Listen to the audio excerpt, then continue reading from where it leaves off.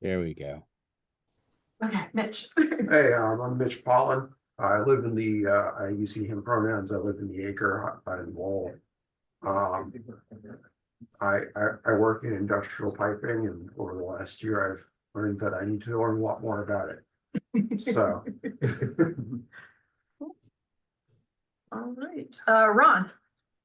I'm Ron Peachtree. I live near the reservoir at the top of the hill in Christian Hill.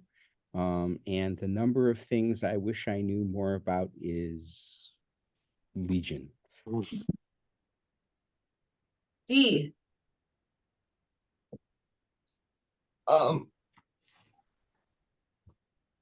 Hi, my name is Dee Halzak. My pronouns are she, her. I live in the acre, and I would like to know more about the legislature.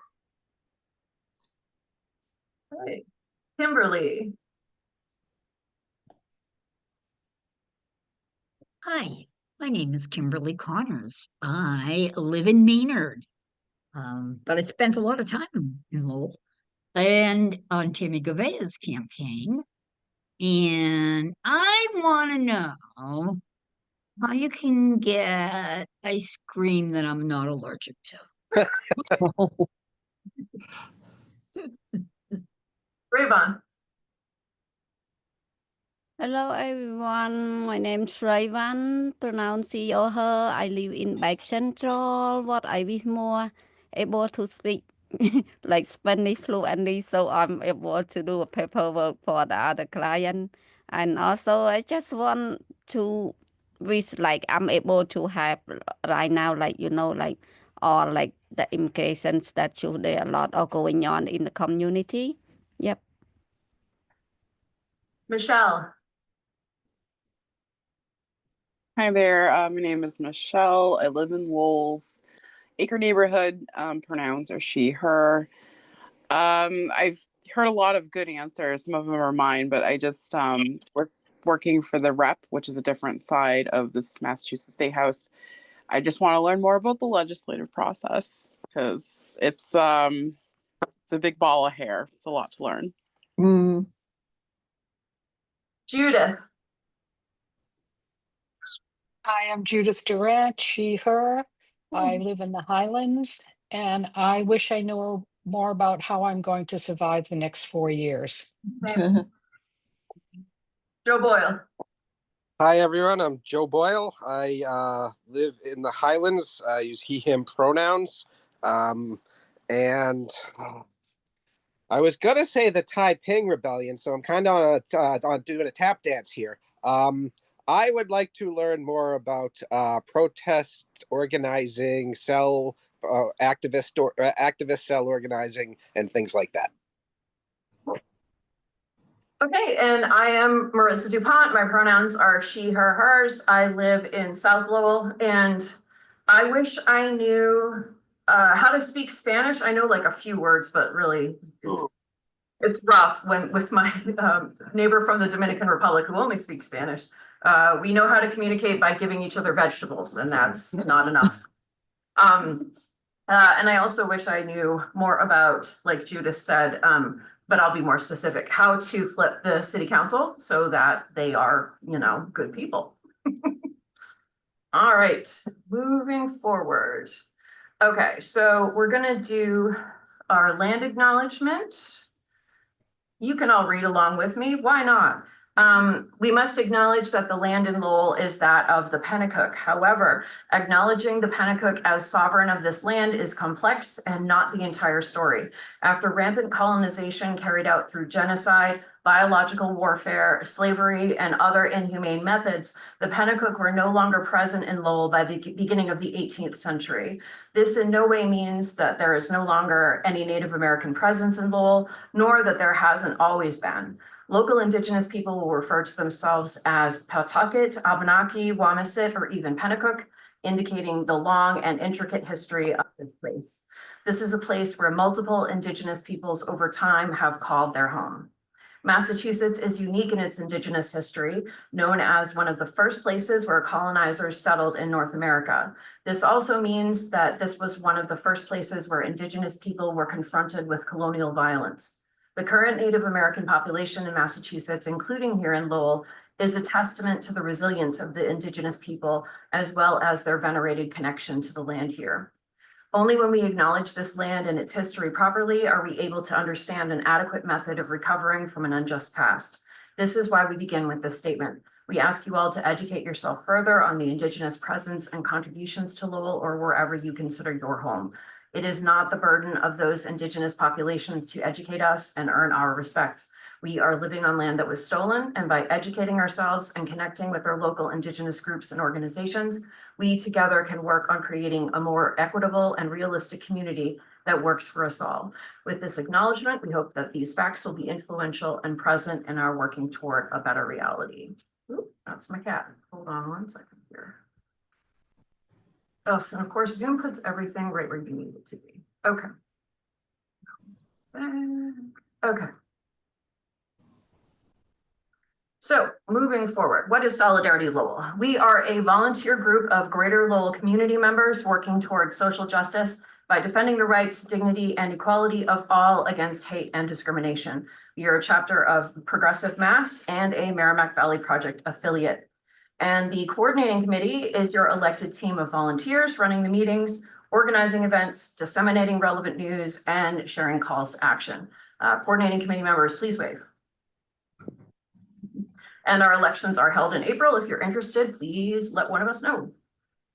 Okay, so we like to talk about positive news that's happened over the past couple of months. So in November, Maine returned 31,000 acres to the Penobscot Nation and promised conservation without land use restrictions.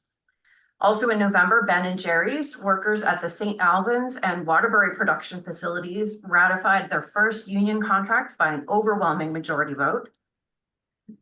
In December, a Dane County, Wisconsin judge overturned a 13-year-old law that banned most collective bargaining among public employees. This is in the first place. On December 23rd, President Biden commuted sentences of nearly all federal death row inmates. And on January 9th, Maura Healey signed an act prohibiting inhumane feline declawing into law. Does anyone else have any positive news they'd like to share?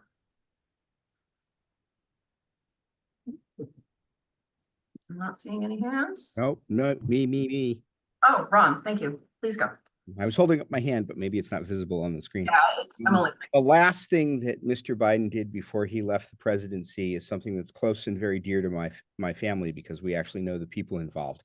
Leonard Pelletier, who had spent decades in prison for a crime that neither he nor the person next to him who was in prison for it committed, and he was allowed to go home. He's going to be allowed to die with his family rather than in prison, federal prison. Anyone else? Any other positive news? I'm gonna click down and see if I see anyone else. Okay, not seeing. So let's move forward. So Amy, do you want to talk about Mill City messaging? Sorry, Amy is taking notes too. Okay. Yeah. So Mill City Messaging is our postcard writing event. It happens every month, the second Thursday of the month. So next month it will be February 13th. And it's at Lowell Books, which is right on Market Street.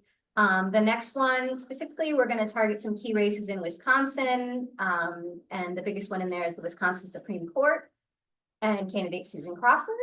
So please get together with us. It's a fun time, a little creative, a little social, and yeah, get to do something good at the same time. So if you have any questions, amy@solidaritylowell.com. And you can always buy books when you're there, which is, Yes. an added bonus. Okay, so Unpacking Whiteness Dialogue Group. So this will be starting back up. Initially, I was thinking January, but at this point, it looks like it's going to be February, sorry. But if you are interested, this is a dialogue group where you can explore racial biases, white supremacy, white privilege, explicit and implicit bias, systemic racism, and microaggressions. These are supportive, structured dialogues. There are 5 just once a week, and it's capped at 10 people, so it's a nice small group. And after attending the dialogue group, you're invited to join the ongoing group where we meet once a month and alternate between discussing a book or watching a film. And you can sign up at bit.ly/UW-signup or just email me, marissa@solidaritylowell.com. Okay, rapid response team. Amy, do you want to take that one too? Yeah, sure. Just some basic but really necessary items. The Lowell Transitional Living Center, their residents are in need of all sorts of winter supplies. I mean, as we all know, the weather has been terrible. Now imagine if, you know, you're unhoused or have to stand on the street in a line in hopes of getting a place to sleep that night. So socks, gloves, mittens, hats, anything warm weather that you can think of, you can drop them off directly at LTLC, or there's a link right here to the Amazon wish list, and the link will be in the notes too, so you can just click on it there and get to the wish list. And Elliott Church, which I know we've talked about a lot recently, so they have their day center, and they need not only financial support, but they also need goods for feeding the guests during the day, paper goods, coffee, food, things like that. And so if you go to their website, elliottLowell.org/day center, then you can see their full list of everything. So if you have any spare supplies or money that you can give, they could really use it right now. Okay, the elections committee is reforming and we'll be focusing on this year's city council race. We're going to be working on coalition building. If you were here for our November meeting with the gentleman from Our Revolution Medford, we're thinking about doing something similar to that here. And we're gonna want any group who is even remotely interested, we'd like people to be involved with. It's especially people of color. We want to make sure that all voices are represented in this coalition. So if you're interested in being involved, please email us at contact@solidaritylowell.com. Okay, and the Emergency Housing Coalition, this is an effort with LAMA, Merrimack Valley Project, and us, Solidarity Lowell, as we continue the work for advocating for humane treatment of our unhoused neighbors and for affordable housing. The next meeting is Monday, as in tomorrow, January 27th, 6 p.m. at 97 Central Street, which is the Lowell Alliance office. There is a letter for unhoused rights that you can sign. There's also a liaison with Mass Coalition for the Homeless, and then a rapid response team for immigrant interests. So if you're interested in any of those things, please attend. And you can also donate to Llama's Mutual Aid Fund at Lowell-Llama on Venmo or Lowell Llama without hyphen on Cash App. Or you can email llamahousingAction@gmail.com if you need more information.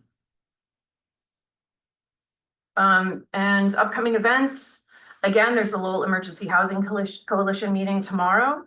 The Progressive Mass, which we are a chapter of, annual meeting for all members is on February 1st, 1 to 5 p.m. in Newton. If you're interested, please let us know. We can get you that information. And as Amy said, Mill City Messaging is coming up on February 13th at Lala Books. Okay, and now we're at our time where allied groups are allowed to are encouraged, not allowed, encouraged to please come forward and let us know of any important information or upcoming events that that you'd like us all to know or attend. Anyone? Mitch? Lowell Democratic Committee is going to have its first regular meeting in quite a while on February 10th at LTC. Of course, Judith and I are officers of the party. You know, if you are a member who was elected on the 2024 ballot, obviously we hope you show. If you're not a member, you're welcome to appear. You know, we have plenty of vacancies that can be filled by the current, election by the current committee membership. Cool. What time? February 10th at 7 o'clock at LTC on Market Street. I've got one, so I'm on the Lowell Sustainability Council, and we haven't drilled down a date, but at some point in April, we're going to be having a summit, like our annual summit. So send out a formal invitation at some point for that. Awesome. Yeah, definitely let us know. We'll put it in the email. Anyone online have any updates? I'm not seeing any hands. So Rayvon, to answer your question, we don't know yet, but we hope good people and we hope to know that soon. She asked who's running for city council. Yeah, the filing period for the election's gonna be in the spring, Okay. so, or into the summer. Yeah, but obviously people will declare earlier than that and hopefully we can, we won't obviously officially endorse until later, but yeah, like I said, we'll be working on the coalition stuff. Joe? Hi, everyone. I have an update. The MBTA Communities Act lawsuit. If you, the MBTA Communities Act is the bill the legislature passed, which is requiring suburban communities to provide zoning that allows multifamily housing. The town of Milton refused to go along with it. They filed the lawsuit, or the attorney general filed the lawsuit against them. The state won. They all the state basically got everything it wanted, except that it has to reissue the regulations surrounding the MBTA Communities Act, going through a proper rule promulgation process. And so everybody's deadlines are kicked out 6 months. But basically, this was a total win for the Commonwealth, for the MBTA Communities Act, and for good housing policy. Ron? Can you hear me? Yes. Does anybody know where the situation with Corey Robinson currently stands? Nowhere. It was thrown out, basically. All right, so he's basically in office until the next time he's scheduled to stand for re-election. Okay. I'd also like to remind people that this is the year of the snake. No. I'm just repeating the headline and the picture that went along with it. That's all. That's all I'm saying. Yes, that's right. Okay. Anyone else? Okay.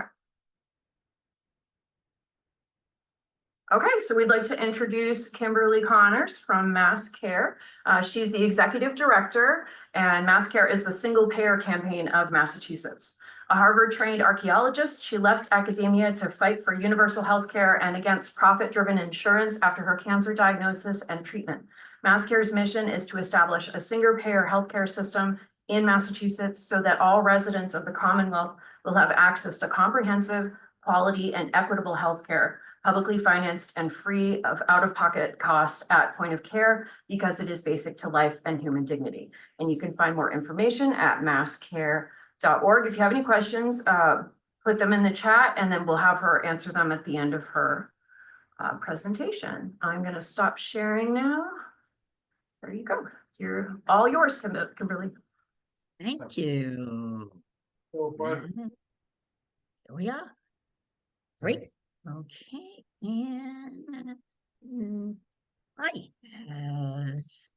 Thank you very much for that introduction. I was living blissfully in an academic setting, and I got a cancer diagnosis. Number one, this is the fairy tale of what people think happened. I went from, on the left, being a support for someone else's cancer walk in the Jimmy Fund, someone's child. And then within a year, I myself had cancer and was on the chemo throne. And after 3 surgeries, 4 months of chemo, and nearly 3 months of radiation, I rang the bell in the 3rd picture. And at the end, I walked my own Jimmy Fund march with my gold hat as a survivor. But that's not the truth. Here's the truth. This broken piecemeal system almost, it was just as bad as the cancer. When I was given the diagnosis, that I was literally sent to the financial office that same day before I had a treatment plan. And I had been told that they had not cleared my margins. Go to the financial office. So I knew that I was in for a long haul here, but it was obvious the payment was more important than my prognosis. Redundancy after redundancy that I came across, both administratively as well as the different layers that had to check that my insurance was going to pay for my treatment. That had to take up a good 30 to 40% of the time that I was supposedly getting better. It was a consistent and persistent denial of every claim. And when in my cohort, in my cancer survivor group, we used to say that they're just waiting to see if we're going to die, because they know some of us are, and they're waiting it out. I had to advocate for myself, something I call insurance insecurity. And I got news, don't tick off a redhead. I got really angry because what I found out, where some people are very into finding out exactly what medicine and how it was treating them, I didn't want to know any of that. I want to know why the insurance company was the most important person in my treatment. I found out that the number one cause of bankruptcy in America is medical debt. I found out that the number one, that after treatment, cancer patients have an extremely high level of bankruptcy because of the costs they had to incur during treatment. 66.5 bankruptcies are caused by medical debt. I don't have Massachusetts. I'm looking for that one. I think that one will be very interesting as well. And then people lose their homes, medical debt. That's what I know many cancer patients that actually do that. So how do I hide this? There, come on, you. There it is. All right. So, yeah. One of the things that people say, especially people on Beacon Hill, is we already have universal coverage in Massachusetts. We don't. What we do have is a high insured rate, highest in the country, 98.3%. It keeps going up. But this hides the truth of what healthcare is really like in Massachusetts. The profit-driven care that we currently have is causing people to stop going to doctors, to stop taking prescriptions, because they cannot afford them. And sometimes this profit-driven system can cause a death that is very evident, such as Sanjita Rashid at Mass St. Elizabeth's in November of 2023, which was the precursor to the Stewart meltdown last year. This ineffective and cruel system disproportionately affects people of color and rural areas. And the number one Health Connector plan is a high deductible plan. If you have to pay $800 or $900 in a year, pretty good chance you're not going to the doctor in January. There we go. So there's a lovely state agency called CHIA, and it is the Center for Health Insurance Analysis. And they have this year, in March of last year, they have estimated now that the total health expenditures in Massachusetts has gone up to $10,264,000 per resident. I put in not household because I want people to realize that even the newborn baby is going to spend $10,264,000 this year or last year in healthcare expenditures on top of whatever business insurance they may have and what their employers paid for that. Pharmacy and non-claims payments, largest contributors. The high deductible plans are now up to 42.4, and I guarantee you that's gone up. Governor Healy changed the rules for Mass Health last year, and a lot of people went into high deductible plans.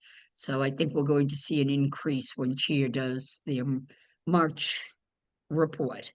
Affordability, once again, it's the highest among Black residents, and more than half of Hispanic residents cannot afford healthcare.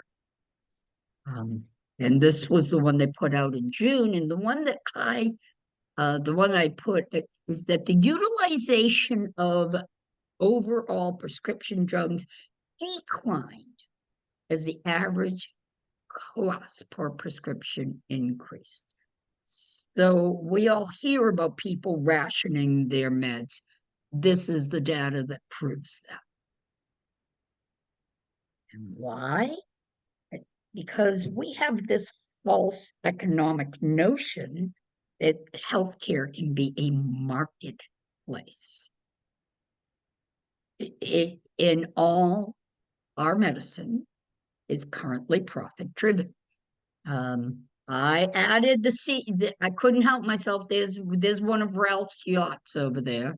He's never going to come back to the former CEO of Stewart Healthcare. But he's just the poster child. They're all bad. In 2021, there were the two highest paid CEOs in Massachusetts were from Mass General, 5.38 billion, and Beth Israel Leahy. To check up the hospital CEO, Christine Schuster's, and she's making 1.4 million. I know where they're getting the money from. I just spent 3 days there. And they don't have any services. Don't go to a hospital on a weekend. That's all I got to tell you, folks. In 2024, after the DPH deemed hospitals and departments as essential services, they still were closed. There's Kearney and Dorchester, the largest brown and Black community in Boston, and the largest non-English speaking section of or English as a second language part of Boston, Shoba Valley Medical Center and Air. And I know a lot of people from Air are now going to Lowell General. And then there's the maternity ward in Leominster. There are others, but these were actually deemed essential services by the Department of Public Health, and yet they still closed. This is us we out in front of the State House, healthcare is a human right. And then down here, the ones in front of the elevators, that's us outside of with the Massachusetts Nurses Association and 1199. We went to the governor's office, and she didn't meet us. He said this poor secretary or intern, she looked like an intern, to meet us out in the hallway. So, what are we going to do about it? One of the things that we do is we sponsor legislation for Medicare for All. And before we do that, like last November, we have non-binding ballot questions. We've been doing this for quite some time. It is very simple. Shall the representative be instructed to vote for legislation to create a single-payer system of universal health care that provides all residents with comprehensive health care, et cetera, et cetera. And we ran it in 11 districts. And you can see that even in the one that he who shall not be named carried in Massachusetts, we won in every district. We've never lost the district. We've been doing this for a while. We always ramp up. We do non-binding ballot questions before we submit our legislation, which, as a matter of fact, Pete Courier from the Lowell Sun posted an article yesterday on Medicare for All bill refiled in both state chambers. That's a really bad picture of Senator Jamie Eldridge, but there he is. It could be worse. I got to get rid of it.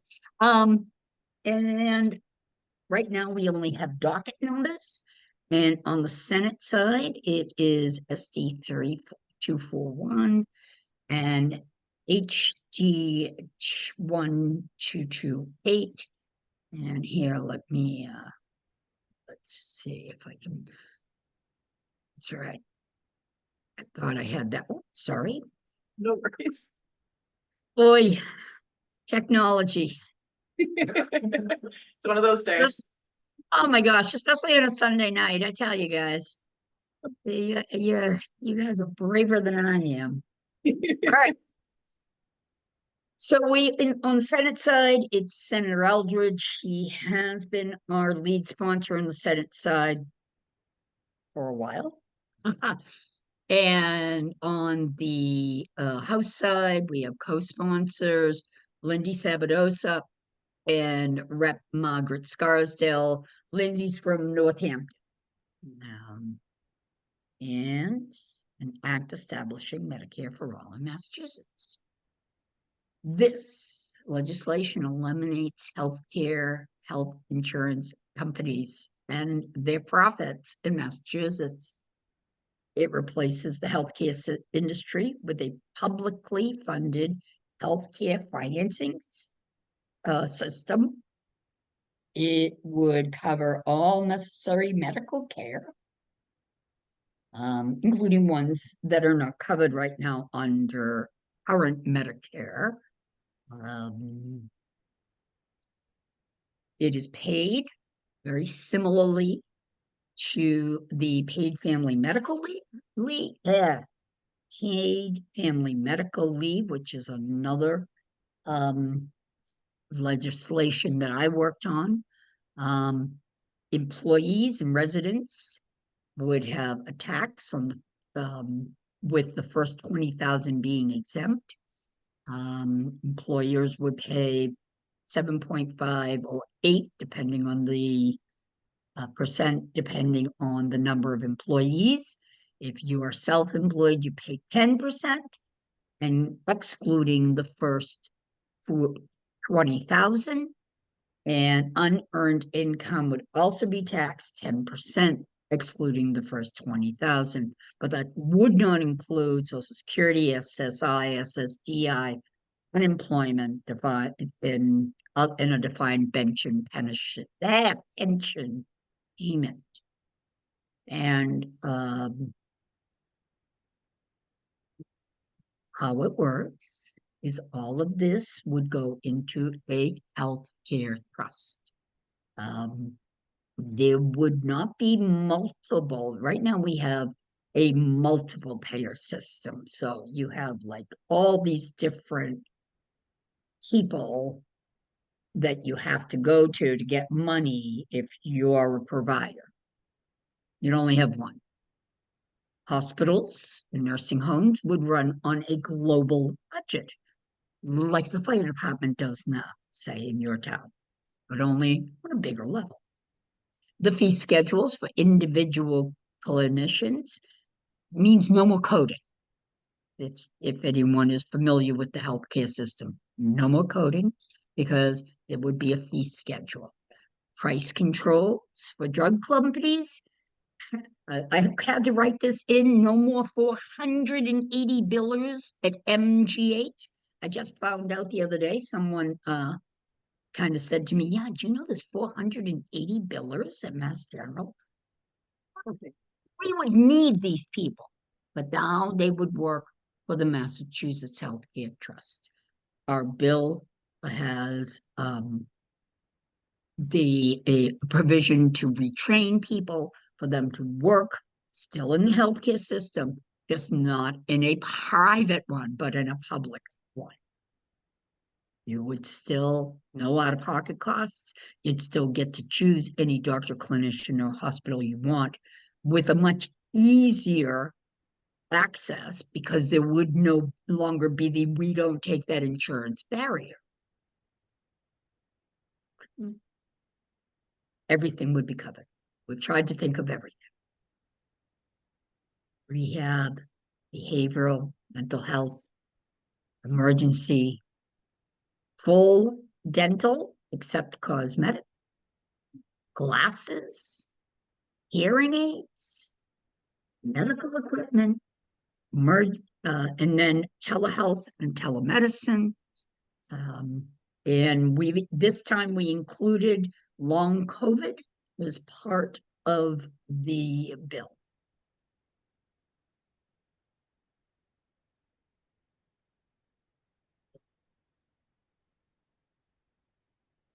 What we do is we go and we sign people up. We ask people to volunteer or start a hub. We ask you to call your legislators, talk to friends and family, and of course, donate. The root of all of Mass Care's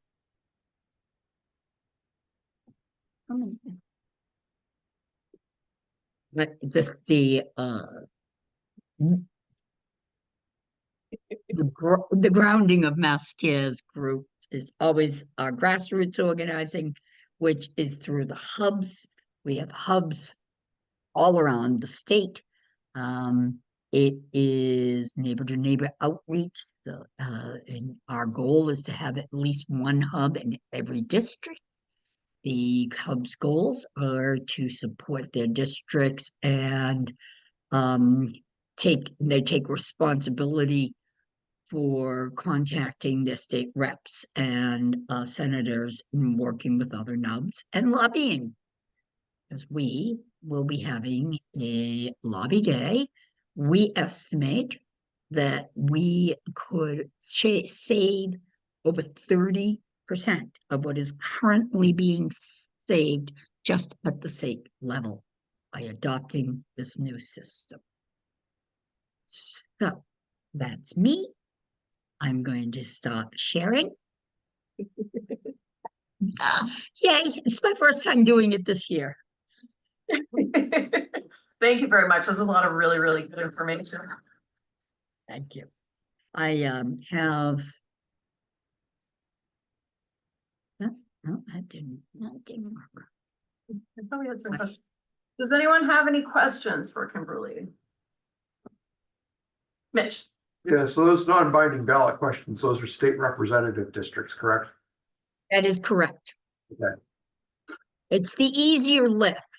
If to do a state rep is only 200 signatures, to do a state senator, that's 1,500 signatures.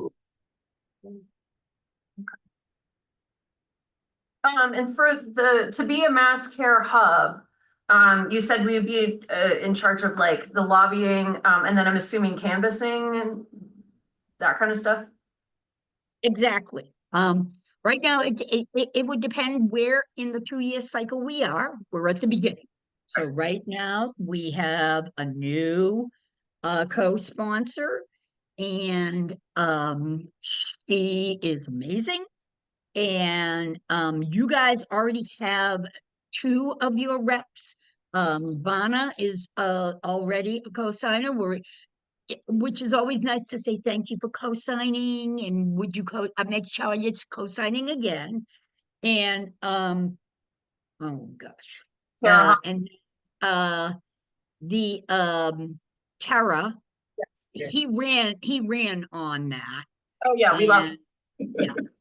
As do we, and he was on our candidates page. And and he still is now, but we're expecting to work with him this year. Awesome. Other questions? I'd love to get Ed Kennedy, guys. We've never gotten Ed Kennedy. We'll work on that.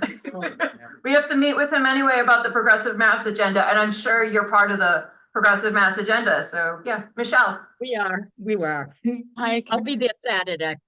hi Kimberly. My name is Michelle. I'm actually Rep Hong's legislative aide. So can you just let me know the Senate and House docket numbers again, and I'll make sure that we get signed on to that. I would be happy to. Okay. And thank you, Melissa. No, but that's okay. Again, I'll put my email in the chat too, just so you have it. that would be awesome. And I'm going to put this in the chat right now. Oh, perfect. Thank you. All right, you're welcome. Yes, we only have docket numbers at this point. And anyone that understands the Massachusetts legislature, could you please let me know? No, sir, you get a docket first, and then the docket number will eventually become a bill number. 2 years ago, it didn't happen until mid-February, maybe a little later. Yeah, so Okay. what happens is they get a bill number once they're assigned to their like appropriate committee. So that's where in all that big process it happens. And I only know that because I work there. So it's very opaque. Okay. Yes, Ryan Oates. Yeah. So one of the ways that you talk about putting pressure against or pressure on our representatives to support the single payer system was like a resolution through the city council. Is that right? Yes, that's exactly right. I didn't put that in there for Ryan. I am working with Fitchburg right now to have a resolution through this city council that came out of a legislative forum we did back on Halloween that I called The Horrors of Healthcare. And I'd be happy to get a copy of that resolution. That is, you need to find a counselor who's willing to submit it. And then typically we do a forum out of it. I'm doing a forum in Fitchburg on February 10th, before Fitchburg puts it before their city council. Awesome. Yeah, because I was thinking, I mean, even if it wouldn't, I don't know if it would pass in the current city council, but like, I guess part of the city council elections that we're working on now could be trying to get someone in who would be supportive of that and kind of build support at the local level. So at least there's like a conversation happening in a way that draws attention to it, right? I think it's a good like opener because it's so, no pun intended, universally accepted. It feels like it's a good foot in the door kind of conversation. Yeah. Chris? Could also be a point that we can add to our questionnaire when we come to endorsement. Yes. That would you vote for in the city council if such a resolution came up, or what's your stand on, or something to that? Yeah, agreed, definitely. Ryan Hammond. I know that the federal government is currently hostile to this sort of initiative, but is there any way that other state governments could perhaps band together and negotiate on medical costs? So amongst the single payer community, there is a lot of discussion. Some people feel that the only way to go forward is through a national single payer that Bernie Sanders was proposing. And then there is our organization believes fervently that we need to do what Canada did. And Canada did province by province. Saskatchewan was the first one to actually have a public healthcare trust. And they still, as a matter of fact, sometimes in Canada call it the Saskatchewan plan. So that is what our legislation is built around. However, we would love it, and I know in Washington State right now, they've got some excellent legislation and we have really good reports. There's a couple of big single payer national events coming up, Zoom events. I can give you guys the details. Great. Yep. Ron. What's your current read on what support in Massachusetts looks like for this? What's the public, the elected officials at the local level, the elected officials at the state level? What's your take on how much of the percentage is support and how much is anti? I have no idea, Ron, but I do know that we have a governor who is really in favor of closing healthcare facilities right now. She is proposing to close two that the state runs well and without a huge savings. So I don't know. I believe the only way the system is imploding around us. None of us. We will be sick in our cars waiting to get into the parking lot of the only ER left in Eastern Massachusetts. That's after what I saw at Emerson Hospital. It is really scary. Really scary. The difference in the 9 years between my treatment and now, and the capacity and the profits that are just taken up for no reason. Just 1.4 million to the CEO of Emerson Hospital. That's craziness. Agreed. Other questions? Check here again. Okay. Not seeing any. I'll ask again. Oh, right, yes. So you mentioned the non-binding ballot initiatives. I didn't realize it only takes 200 signatures. I was part of question 5 and I gathered over 200 signatures for that. Well then. Yeah, thanks. Well, Yeah. the signature thresholds for binding questions for statewide binding questions are very, very high. Yeah. Like she was saying, if it's 200 for a state house district, that's pretty small. I mean, the signature thresholds for binding questions are much larger than any candidate requirements. Right. Tens of thousands. Yeah.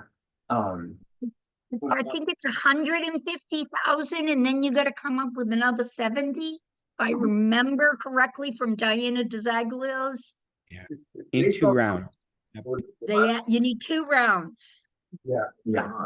But I'm wondering if that might be something we consider, since like at some point down the line, especially for Rodney Elliott, since he's one we need to push. Yes. Problem with doing a statewide ballot initiative is that you don't want to lose. The nurses lost 3 or 4. They lost the staffing question, and that was so opposed by not only insurance companies, not only hospitals. Everyone in the whole country sent money here to oppose that.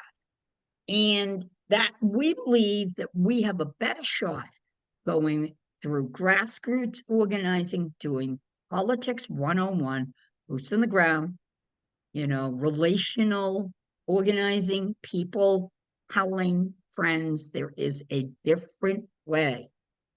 Because I don't think people realize it. But Ryan, we would love to do that. But we don't believe that the state is ready for it. And there's the cost. Right. No, yeah, I didn't think a state level. I was talking about in our district for Elliott. Yeah. The 17th middle.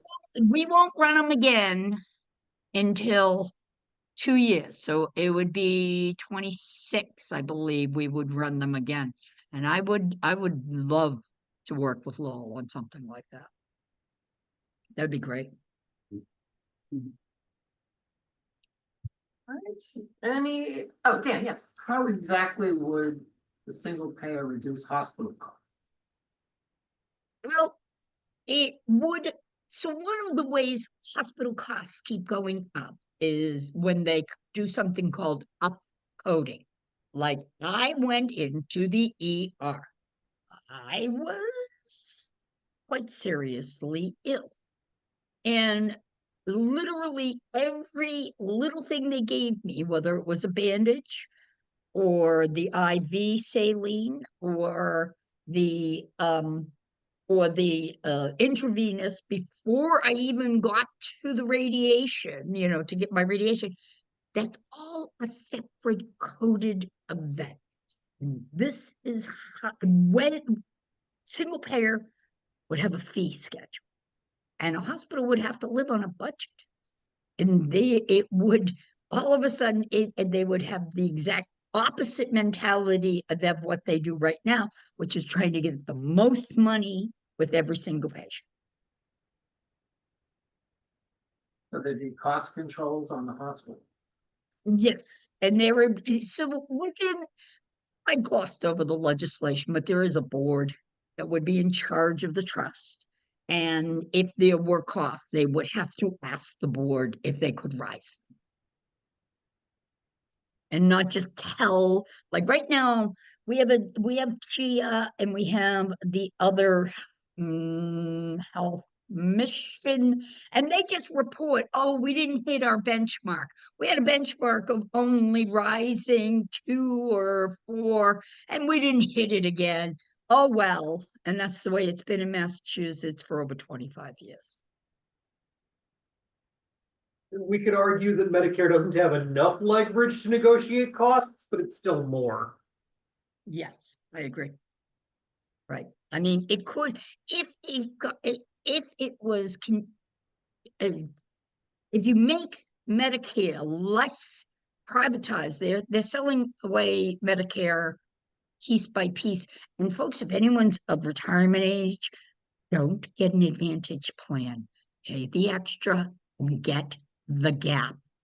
That way, you will not be denied or get a huge bill. I just went through this thing, and I know because I had a catastrophic illness that they recommended it for me. I recommend it for everybody.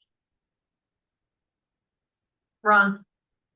Kimberly, maybe some people aren't aware of just how variable prices can be, that the exact same service at a different hospital or even the same hospital on a different day of the week can have a completely different price. And so this is a large portion of a lot of the problem. And on top of that, what's happening is that by the consolidation of the big hospitals and getting the little ones, dialysis in Coolidge Corner, you used to be able to go to a community health clinic and it was in hundreds of dollars or less. Then it became an MGH affiliate, and now it went 5 times more because of that MGH over the door. Same people, same facility, same equipment.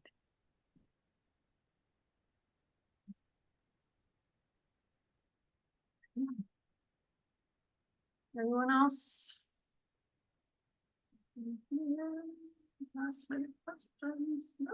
Well, thank you so much, Kimberly. This was fantastic. You're more than welcome. We'll be in touch. Oh, yeah. Thank you very much. Yes, please do. And I'd like to thank all of you. I know how dedicated you guys are, and I always appreciate seeing seeing your work and your boots on the ground. And I'll see some of you, of course, on Saturday at the Progressive Mass. All righty, bye-bye, guys. Okay. So our next meeting, oops. Okay, our next meeting is gonna be on Sunday, February 23rd, same time, 5:30. We'll plan to do hybrid again unless, you know, the illness numbers are super, super high. So we'll be here at UCC Drake as well as on Zoom. And we'll be talking more about our goals for 2025 as well as our coalition building work. Do we have a speaker? I thought we have a speaker. I don't remember who it is. Yeah, we had somebody who contacted us through the website. And we said, since we had already put Kimberley, we Yeah, should not push them out into February. So we have a we speaker. contact We them. don't know who it is. We'll tell you soon. Right. We're all a little out of it today, I think. We'll be more on top of things next time, I promise.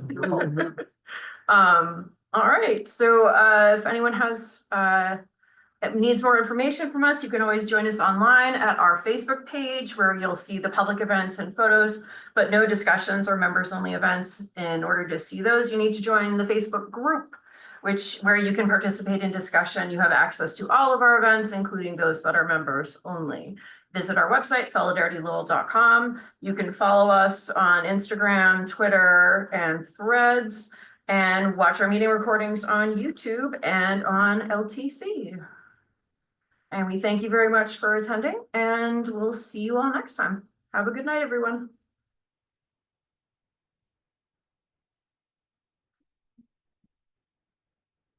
Ready?